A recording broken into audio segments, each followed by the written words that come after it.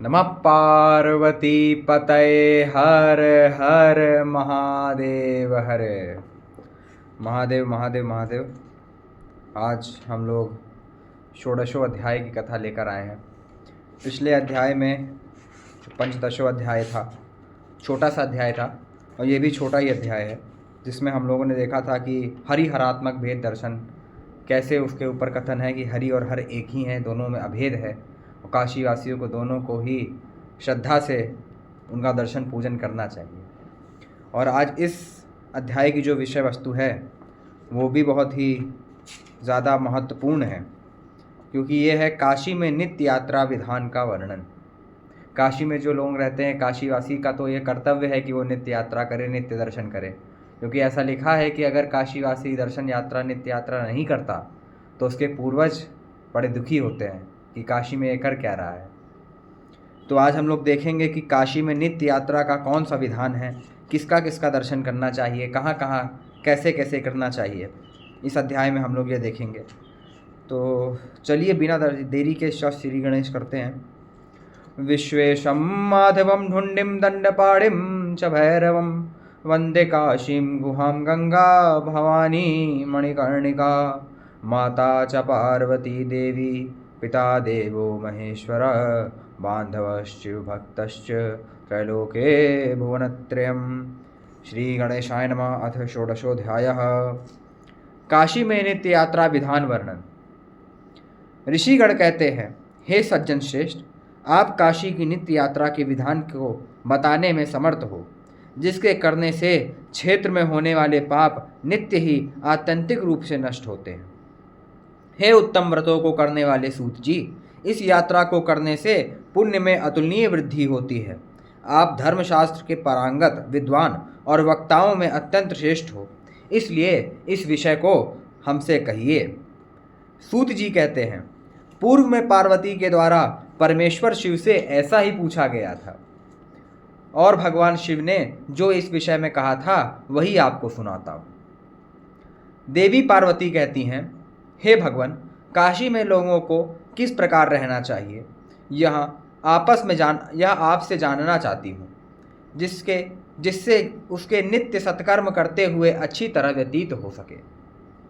उस मनुष्य लोक में धर्म मार्ग में प्रवृत्त लोगों का मिलना ही अत्यंत दुर्लभ है और उससे भी दुर्लभ काशी में जो धर्म पूर्वक रहते हैं ऐसे लोगों का मिलना है। देखिए काशी में धर्म पूर्वक जो लोग रहते हैं उनकी महिमा। श्री भगवान कहते हैं कि सवेरे सवेरे उठकर सर्वप्रथम भगवान ढुंडीराज को प्रणाम करें, उसके पश्चात पुनः भवानी माता, अन्नपूर्णा और भगवान शंकर अर्थात विश्वेश्वर और काल भैरव जी को प्रणाम करें। इसी क्रम में दंडपाणि, मोदादि गणेश, विष्णु, आदित्य और चंडिका का भी नमन करें। उसके उपरांत शौच और दंत धान पूर्वक श्रुति स्मृति पूर्णोक्त विधि से उत्तरवाहिनी गंगा में स्नान करें। उसके पश्चात अपने अपने अधिकार के अनुसार संध्या तर्पणादि करें। उसके उपरांत पूजा सामग्री के साथ विश्वेश्वर का स्मरण करते हुए मंदिर जाने हेतु प्रस्थान करें।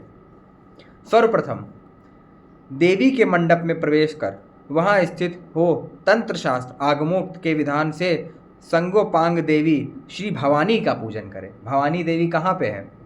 भवानी देवी है आपके अन्नपूर्णा माता का जो मंदिर है।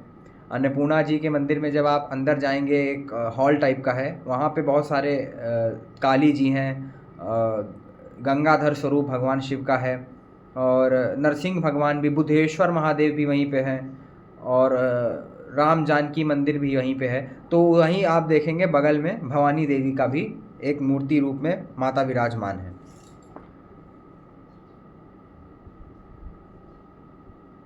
पूजनोपरांत स्मरण नमन करते हुए अन्नदात्री माता अन्नपूर्णा की प्रार्थना करें। उसके पश्चात ढुंडीराज गणेश के दर्शनार्थ जाकर मोदकादि मधुतर नैवेद्य आदि से उनकी पूजा कर उनसे विविध प्रकार से आने वाले भय एवं विघ्नों को दूर करने की प्रार्थना करें। विविध विघ्न निवारक गणेश पूजन की इस नित्य विधि से अतुल सौख्य की प्राप्ति होती है। तो पुनः चतुर्थी को पूजन करने से अतुल सौख्य का भंडार क्या नहीं प्राप्त होगा, अर्थात होगा ही होगा। उसके पश्चात बुद्धिमान व्यक्ति को भगवान विश्वेश्वर की ओर जाना चाहिए। सर्वप्रथम सुतार तीर्थ अर्थात ज्ञानवापी में स्नान कर और उसकी प्रदक्षिणा करके भगवान दंडपाणि को प्रणाम कर निर्वाण मंडप स्थित आदित्य, द्रौपदी, विष्णु को भी प्रणाम करें और उन सभी की नाम मात्र से पूजा करें। द्रौपदादित्य की बात हो रही है। उसके पश्चात भगवान विश्वनाथ को प्रणाम कर पहले दुग्ध, दधि, घृत, मधु और शर्करा इन पांचों से रुद्र पाठ पूर्वक स्नान कराएं। गंध, पुष्प, धूप, दीप और नैवेद्य समर्पित करें। अपने अपने सामर्थ्य के अनुसार नाना प्रकार के उपचारों से पूजन करें। काशीनाथ जगत गुरु महादेव भगवान विश्वनाथ का पूजन कर तीन प्रदक्षिणाओं को करने के पश्चात 15 बार प्रणाम करें।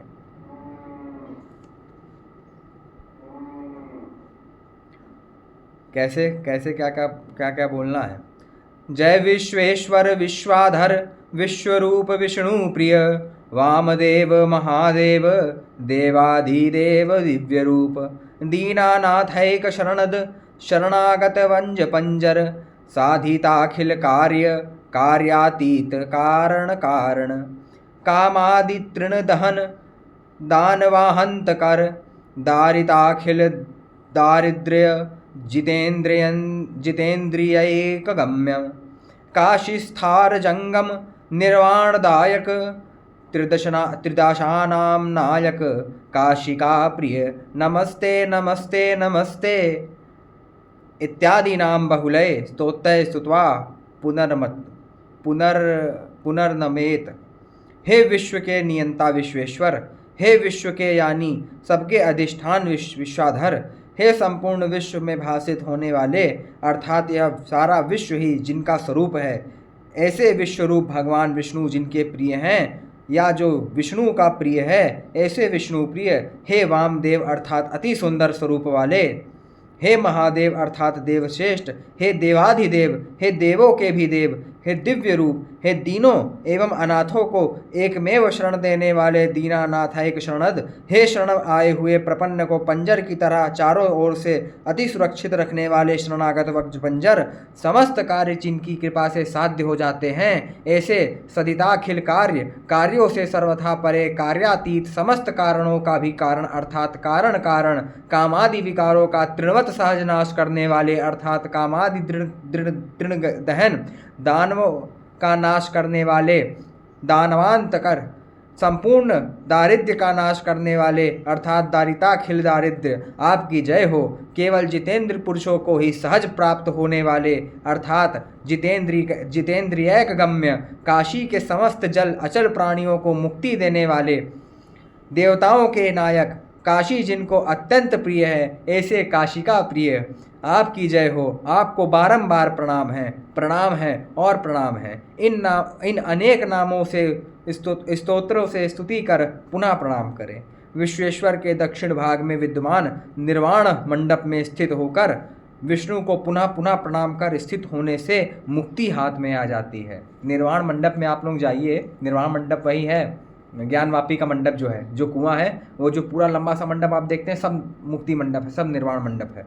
उसमें आप लोग बैठ करके कुछ मत करिए, बस बैठ करके विश्वेश्वर का ध्यान अवश्य कर लीजिए, उससे ही मुक्ति है।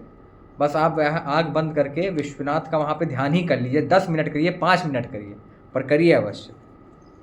समस्त दुखों को दूर करने वाले उस उत्तम मंडप में लोगों द्वारा शुभ या अशुभ जो भी कहा जाता है वह अधिक अच्छी तरह वृद्धि को प्राप्त होता है। इस कारण विद्वान को वहाँ अतिवादी नहीं होना चाहिए। ध्यान रखिएगा, निर्वाण मंडप में अच्छी बात कहिएगा, भगवान का स्मरण करिएगा। केवल जो भगवान महाविष्णु का स्मरण करते हैं और जो भगवान सदाशिव का स्मरण करते हैं वे ही काशी में रहने के लिए अधिकृत हैं, ना कि उल्टा सीधा बोलने वाले विकृत मानसिकता के लोग। अब सब शास्त्र ही कह रहे हैं, हम नहीं कहेंगे कुछ। पुण्यकर्ता लोग क्या अन्यत्र उत्तम विश्राम की बात करते हैं, उससे भी काशी में क्या कहना, काशी से भी बढ़कर अंतर्गृह में होता है। हे देवी, उससे भी अधिक विश्राम निर्वाण नामक मंडप में प्राप्त होता है। इस प्रकार भगवान की पूजा कर वहाँ जाएं जहाँ उत्तम विश्राम प्राप्त हो। वैसे तो विश्राम सत्पुरुषों में अच्छी तरह प्राप्त होता है। विश्राम भगवान शिव के कीर्तन में प्राप्त होता है। लोभ का नाश होने पर विश्राम प्राप्त होता है और भगवान विष्णु का आश्रय परम विश्राम है। संसार रूपी दावानल में अपने कर्मों के द्वारा गिरे गए लोगों के लिए और हे पार्वती मुक्त जनों के लिए भी काशी ही एक मेव विश्राम शरण स्थली है। विश्राम स्थान में कम शिव ही विश्राम स्थान है केवल। और विश्वनाथ तो सबके विश्राम स्थान है, पर विश्वनाथ का भी तो कोई विश्राम स्थान होगा। विश्राम भी तो विश्राम करते होंगे, तो वो कहाँ करते हैं? विशालाक्षी महासौध मम विश्राम भूमिका। विशालाक्षी मेरी विश्राम भूमिका है, वहाँ विश्राम, माता के पास ही विश्राम उनको प्राप्त होता है। क्या बात है। भगवान शिव कहते हैं कि मैं निरंतर काशी में ही रहता हूँ और अपने ही अपना अर्थात स्वयं विश्वेश्वर का पूजन करता हूँ। अर्चंती विश्व विश्वेशम विश्वोर अर्चित विश्वकृत। अविमुक्त काशी यानी अर्थात भगवती पराशक्ति की कृपा प्रसाद से नित्य तारक मंत्र देता हूँ। ब्रह्मा और नारायण के द्वारा भी अविमुक्तेश्वर का पूजन कर सर्व सामर्थ्य लक्षण वाला आद्य फल प्राप्त किया गया है। अविमुक्तेश्वरम लिंगम भूवि मुक्ति प्रदायकम। अविमुक्तेश्वर ही भूवि और मुक्ति प्रदान करते हैं। ब्रह्मा विष्णु भगवान विश्वनाथ भी उनकी स्वयं पूजा करते हैं। समस्त विश्व तो विश्वनाथ की पूजा करता है, विश्वनाथ स्वयं अविमुक्तेश्वर की पूजा करते हैं। हे देवी, मेरे द्वारा और ब्रह्मा तथा विष्णु द्वारा कभी काशी को नहीं छोड़ा गया। इंद्र चंद्रादि देवों, ऋषियों, मुनियों तथा मनुष्यों द्वारा भी इसे प्राप्त नहीं छोड़ा गया। अविमुक्तेश्वर लिंग कहाँ पे है ये भी बता दें। आप लोग जब विश्वनाथ जी का मंदिर देख रहे होंगे तो बस विश्वनाथ जी के जो इधर मंदिर है वो इधर है, बस सामने है, आमने सामने मंदिर है, वही अविमुक्तेश्वर का मंदिर है नीचे। राक्षस, असुर और नागों, शिवगणों, गंधर्व, किन्नरों और जो भी चेतना युक्त प्राणी, उन सभी ने इसे प्राप्त कर पुनः नहीं छोड़ा। जो विष्णु आदि देव हैं उनके द्वारा भी यहाँ इसकी अन्य स्थानों में सर्वथा भिन्नता, पवित्रता, शास्त्रादि की दृष्टि, इस लोक में जीवन की नश्वरता, गर्भवास आदि के दुख, लौकिक एवं परलौकिक सुखों की नश्वरता, स्थूल लिंग दोनों शरीरों की विनश्वरता का भी शीघ्र विचार किया गया है और वे काशी का त्याग नहीं करते। तात्पर्य यह है कि संसार सागर में डूबने के भय से शास्त्रादि के द्वारा ब्रह्म को ना जानने पर भी जो अज्ञानी हैं वे भी अविमुक्त क्षेत्र में रहते हैं, अविमुक्त क्षेत्र का त्याग नहीं करते। मुनिजनों की निवास भूमि, अनेकों तीर्थों में व्याप्त ऐसी वाराणसी नगरी को जो नहीं छोड़ते वे ही वास्तविक आनंद और सुंदर विवेक का सेवन करते हैं तथा आध्यात्मिक आदि त्रिविध तापों से परिभूत उनकी निवृत्ति हेतु यहाँ रहते हैं। न त्यजंती सदा काशी सर्वज्ञा तेव एकहिला गृह गृहे पिबटको ब्रह्मवाद विवादिनः। जो काशी को कभी नहीं छोड़े वही एक सर्वज्ञ है, वही परम बुद्धिमान है, वही मेधावी है।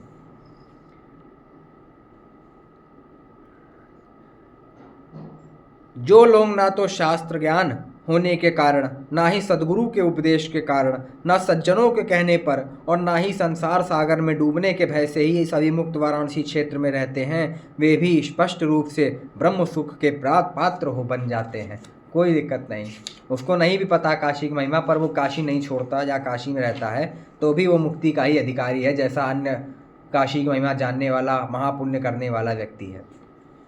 हे महादेवी, जाने अनजाने भी जो अमृतमयी काशी का सेवन करते हैं उन लोगों का और अन्य का कार्य भी वह अविमुक्त क्षेत्र काशी संपन्न कर देती है।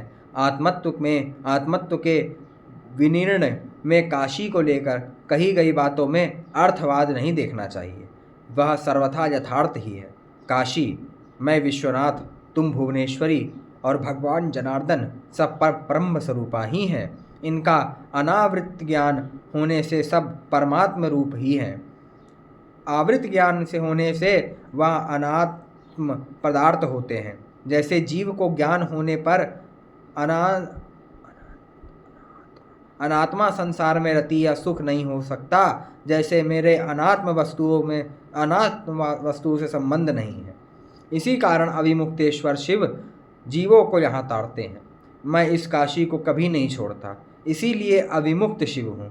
और तुम भी नहीं छोड़ती, केवल भगवान विश्वनाथ ही नहीं, माता भी नहीं छोड़ती, इसलिए तुम अविमुक्त का अंबिका हो, अविमुक्ता अंबिका हो। अविमुक्ता अंबिका, कोई विग्रह होगा इनका ज़रूर, ये देखना, ये शोध का विषय है, थोड़ा सा सोचना देखना पड़ेगा। अविमुक्त का अंबिका। इसी प्रकार अविमुक्त का अंबिका विशालाक्षी भी हो सकती हैं। विशालाक्षी अन्नपूर्णा माता, भवानी देवी हो सकती है अविमुक्त का अंबिका। इसी प्रकार अविमुक्त वाराणसी क्षेत्र, यहाँ से कहीं बाहर ना जाने का नियम लेने वाले क्षेत्र सन्यासी, यहाँ की सभी स्थावर वस्तुओं और यहाँ के अन्य तीर्थवासी ये सभी जीवों को ताड़ देते हैं। हे महादेवी, दूसरे का अन्न, दूसरे की निंदा, पर स्त्री गमन, दूसरे का धन दान ना देना, दुराचार, जीवों के प्रति विद्वेष, अभक्ष भक्षण, सत्कर्म करने में आलस्य, दूसरे के सामने अकारण दैन्यता प्रकट करना, काशी निवास करने वालों को इन 10 दोषों से बचना चाहिए। देख लीजिए कौन कौन से दोष हैं। परानंद स्वरूप इस पुण्य क्षेत्र में कभी ही किसी को भी दुख नहीं होता, यही सत्य है। आनंद का हेतु है आनंद, आनंद का आनंद, तो कहाँ दुख होगा भैया, कैसे दुख होगा? अगर दुख होता है तो केवल तभी जब वह व्यग्र अर्थात आस्थर चित्त हो, विषयातुर हो, या उसने स्वयं ही चारों तरफ से दुख आमंत्रित कर लिया हो। अधर्म कर रहा होगा तो दुख तो होगा, अधर्म कर रहा होगा तो दंडपाणी के संभ्रम उद्भ्रम भी हैं, मार्ग भगाने के लिए विघ्न उपस्थित होंगे काशीवास में उसके। चित्त की व्याग्रता ठीक नहीं होती, इसलिए आगे कहते हैं कि समस्त इंद्रियों के नियंता ऋषिकेश, अपरिमित आदि पुरुष, चतुर्भुज शंख चक्र गदा पद्मयुक्त को देखकर भी विषम चित्त वाला व्यक्ति व्याग्रता के कारण राक्षस ही समझ सकता है। जिसके द्वारा जैसा चिंतन किया जाता है उसका मन तन्मयता के कारण वैसा ही देखता है। अतः समस्त व्यर्थ चिंतन वस्तुओं का शीघ्र त्याग यदि मुझ ईश्वर का चिंतन करें तो उस चिंतन करने वाले को दुख नहीं होता। देवी पार्वती कहती हैं, हे शंकर, यात्रा का विधान ही काशी में स्थिति का परम कारण एवं मुक्ति का कारण है, ऐसा मैंने आपसे सुना। हे दीनबंधो, अब आपकी प्रिय एवं लोगों का कल्याण करने वाली काशी में और कल्याण में के कौन कौन से साधन हैं वह मुझसे कहिए। देखिए साधन कौन कौन से हैं। हे ब्राह्मण, आप जैसे गुरुओं के भी गुरु की जिस काशी में अत्यधिक प्रीति है, तो जिसकी आप में मति हो, उसे इस लोक में सारे सुखों का सार यदि मिलता है तो इसमें क्या आश्चर्य है। जैसा कि मैं भी आपकी आराधना कर जिसमें भगवान उमाकांत के चरण युगल अतिशय सुशोभित हो रहे हैं, ऐसे अत्यंत दुर्लभ परमानंद साधन आनंदवन को देखती हूँ। महामोह रूपी अज्ञान से विमिश्रित इस संसार मार्ग में अज्ञान नाशक गुरु के बिना और कौन सहायक हो सकता है। हे शंकर, जिसके ज्ञान के होने पर संसार मार्ग से हटाकर मार्ग के भी मार्गभूत अर्थात सन्मार्ग प्रदर्शक गुरु को वहाँ प्राप्त करा देता है, सब गुरु के अधीन होने से गुरु ही सर्वश्रेष्ठ है। जिसके परम उपदेश उसके आश्रय में रहने वाला शिष्य भी तर जाता है, अर्थात गुरु चरणों के सानिध्य में रहने वाले शिष्य को गुरु अपने परमोपदेश से ताड़ देता है। शिष्य यदि जगत गुरु परमात्मा का स्मरण कर वर्तन करता है तो उससे भी श्रेष्ठत्व आ जाता है। इस प्रकार का जो शिष्य होता है वह जगत गुरु परमात्मा को प्राप्त करता है। हे देवाधिदेव, आप काशी में स्थित लोगों के लिए कल्याण के साधनों के विषय में कहिए, जो कभी भी अमर्यादित पापियों को सुख नहीं देते। महादेव कहते हैं, योगेश्वरों का धन तो यम नियमाधिक होता है, इसलिए उनकी धन से विरक्ति परमार्थ दृष्टि से गुरु की सेवा सपर्या असत कथाओं और सज्जनों से दूर रहने से जप आस्तिकता वेद निष्ठा बुद्धि और भगवान शिव के नाम संकीर्तन से आहार शुद्धि मधुर विनम्र भाषण शांति सदाचार जप और दोनों से काम और रागादि विकारों से दूर रहकर क्रोध, दूसरे की उन्नति से जलने की प्रवृत्ति अर्थात मात्सर्य और घमंड से अपने को दूर रखना चाहिए। काशीवासी को क्या क्या करना चाहिए देखिए। मान अथवा अपमान दोनों का ही विचार न करने से व्यक्ति माता उमा सहित परम देव महादेव के दर्शन करता है और भगवान शंकर से अनुग्रह प्राप्त करता हुआ काशी में सम्यक रीति से श्रेष्ठ सुख को प्राप्त करता है। निश्चय ही इन विशिष्ट साधनों से युक्त व्यक्ति श्रेष्ठ भगवान विश्वेश्वर का साक्षात्कार कार्य करने में सामर्थ्य होता है, जबकि पुत्र, स्त्री, घर आदि में आसक्त रहने वाले लोग काशीपुरी से प्राप्त इस प्रकाश को नहीं देख पाते, अर्थात भगवत साक्षात्कार से वंचित रह जाते हैं। जो उत्तम बुद्धि वाले मेरे भक्त कंद, बीज, गुठली, जड़ और फल खाकर और दूध पीने के व्रत आदि के द्वारा काल यापन करते हैं, वे केवल अपनी शिव में सम्यक स्थिति से गुरुओं के भी गुरु भगवान शिव को ही सर्वत्र देखते हैं। पूर्वोक्त साधनों का अनुसरण करने वाले शुद्ध बुद्धि और हृदय वाले लोग परम पवित्र ज्योति रूप हो जाते हैं। जिनके पास भक्ति नहीं है और ना ही कोई पुण्य है, जिनका अपनी इंद्रियों पर नियंत्रण भी नहीं है, ना कोई तपस्या है और ना ही योग साधना, उल्टे जो अत्यंत लोभी और लालची हैं, उन्हें ऐसा सौभाग्य नहीं मिलता।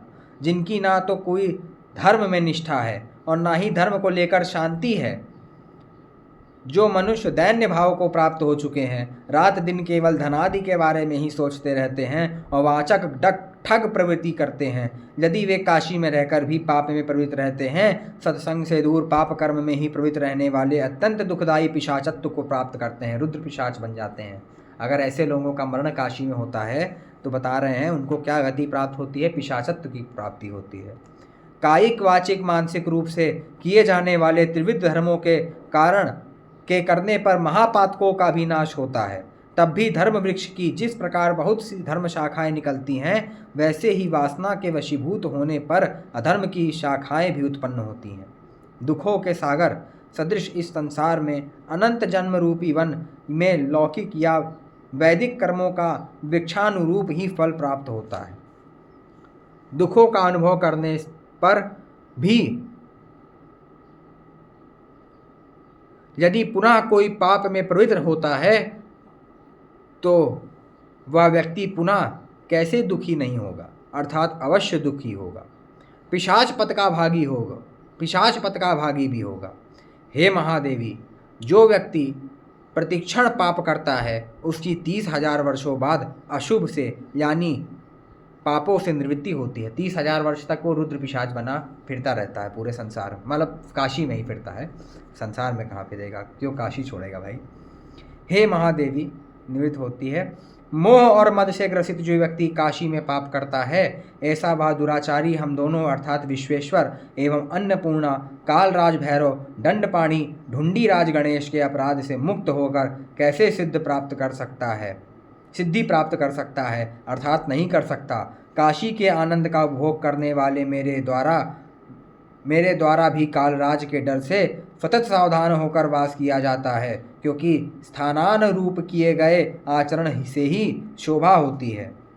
निश्चय ही जैसे अग्निहोत्रशाला में मल त्याग नहीं किया जाता, वैसे ही मेरे निज घर अविमुक्त वाराणसी क्षेत्र में मोक्ष प्राप्ति के इच्छुक मुमुक्षु जनों को मन की चंचलता और इंद्रियों की विषय लोलुपता पर विजय प्राप्त कर परम भक्ति के साथ यहाँ रहना चाहिए। भय से बुद्धिपूर्वक, बल के धृष्टता भाव से पुनः पुनः बार बार अच्छी तरह जानकर भी जो पाप करता है, उसको दुख सागर में और दारुण ताड़नाओं से कभी भी मुक्ति मिलकर शांति नहीं हो सकती। वेदों की आज्ञा से निश्चित स्थिर बुद्धि वाले जो लोग मोक्ष प्राप्ति के विषय में भी जिस प्रकार विश्वस्त हो जाते हैं, वेद न जानने वाले भी उसी वेद के द्वारा पापों से रोके जाने पर पापों से निवृत्त कैसे नहीं होंगे, अर्थात होंगे ही। काशी में जिस प्रकार पाप करने वालों को यातना रूपी महाभय है, उसी प्रकार पुण्य करने वालों के लिए मोक्ष रूपी महासुख है, निर्वाण लक्ष्मी है उनके लिए। अतः व्यक्ति अपने जीवन काल में धर्माचरण करते हुए सुख हेतु ही प्रयत्न करे, जिससे कि मरणोपरांत वह परम पद को प्राप्त मरणोपरांत वह परम पद को प्राप्त करता रहे। कृत युग में काशी में ज्ञान निष्ठ रहते हैं, जबकि त्रेता युग में यज्ञकर्ताओं का प्राधान्य होता है। पूजा और दान द्वापर युग में करें, किंतु तिष्य अर्थात कलयुग में केवल दान को ही मोक्ष का कारण साधन कहा गया। यह काशी में यथाशक्ति दिया हुआ दान मन को स्थिरता रूपी सिद्धि प्रदान करता है। यहाँ प्रतिग्रह अर्थात दान लेने को पाप का कारण कहा गया। कृतज्ञ लोग कहते हैं कि वेद भी दान को ही शुद्धि का कारण कहते हैं। अतः उदात्त लोग धर्म के लिए अथवा अपने सुख के लिए भी यहाँ काशी में प्रतिग्रह नहीं लेते। चरित्रवान व्रती कुटुंब के कष्ट में होने पर भी केवल आहार हेतु आवश्यक प्रतिग्रह ही यहाँ स्वीकार करते हैं। वस्त्र आदि अलंकार और धनादि का अधिक संग्रह करने से शोभ को प्राप्त करते हैं। इस संग्रहित वस्तुओं का नाश होने पर क्रोध करते हैं अथवा पापों के साथ इनका सेवन करते हैं, इनमें ही रमे रहते हैं। अतः प्रायश्चित का कारण बनने वाला आवश्यकता से अधिक किंचित भी धन धान्य आदि ग्रहण नहीं करना चाहिए। काशी से अन्यत्र किए गए प्रतिग्रह के लिए तो किसी प्रकार के शुद्धि की आवश्यकता नहीं होती, किंतु काशी में किसी भी प्रकार का लिया गया प्रतिग्रह पाप का कारण क्यों हो जाता है? अत्यधिक प्रतिग्रह लेने से निश्चय ही पतन हो जाता है। तो फिर धन लोभी क्षत्रियादिकों को क्यों नहीं होता? अतः काशी में मोक्ष की इच्छा रखने वाले मुमुक्षु जनों को दूसरे से प्रतिग्रह लेने जैसे अधर्म के साथ नहीं जीना चाहिए। विश्वनाथ कहते हैं, हे पार्वती, तुमने जो कुछ पूछा था उसका सम्यक उत्तर दिया गया। हे देवी, अब आप काशीवास से संबंधित विधि के बारे में और क्या सुनना चाहती हो? सूत जी कहते हैं, इस प्रकार काशीवास की विधि के विषय में शंकर के वचनों को सुनने के पश्चात पार्वती ने परम संतोष प्राप्त कर शिव को पुनः प्रणाम किया। इति श्री वामवर्ते तृतीय खंडे काशी रहस्य काशीवासी जन कृत्य साधन विधिर्नाम षोडशोऽध्यायः। हर हर महादेव शंभु काशी विश्वनाथ गंगे। हर हर महादेव शंभु काशी विश्वनाथ गंगे। नमः पार्वती पतये हर हर महादेव हर। जय श्री काशी विश्वेश्वराय नमः। आज हम लोग का षोडशोध्याय भी हो गया और अब हम लोग आगे बढ़ेंगे। काफ़ी तेज़ी से बढ़ रहे हैं हम जानते हैं, पर हमको जल्दी से इसको पूर्ण कर देना है। उसके बाद मैं आप लोगों के लिए कुछ और बहुत ही बड़ा लाने का प्रयास कर रहे हैं। विश्वनाथ की कृपा हुई तो अवश्य लाएंगे। इसके बाद हम लोग करेंगे सप्तदशो अध्याय, 17वां अध्याय, और जल्दी ही ख़त्म कर देंगे इसको। और यही था आज षोडशो अध्याय का विषय वस्तु। आपको अगर अच्छा लगा हो वीडियो तो आप इसको शेयर कर सकते हैं, ताकि लोगों को इस ग्रंथ का प्रचार हो, काशी का प्रचार हो। काशी जो वास्तविक काशी है उसका लोग समझे काशी क्या काशी है। तो और अगर आपको कोई प्रश्न हो तो आप कमेंट में पूछ सकते हैं, हम उसका उत्तर देने के संपूर्ण प्रयास करेंगे। चलिए अब अगली वीडियो में मिलते हैं, तब तक के लिए नमः पार्वती पतये हर हर महादेव। सा काशी त्रिपुरारी राजनगरी देयात सदा मंगलम।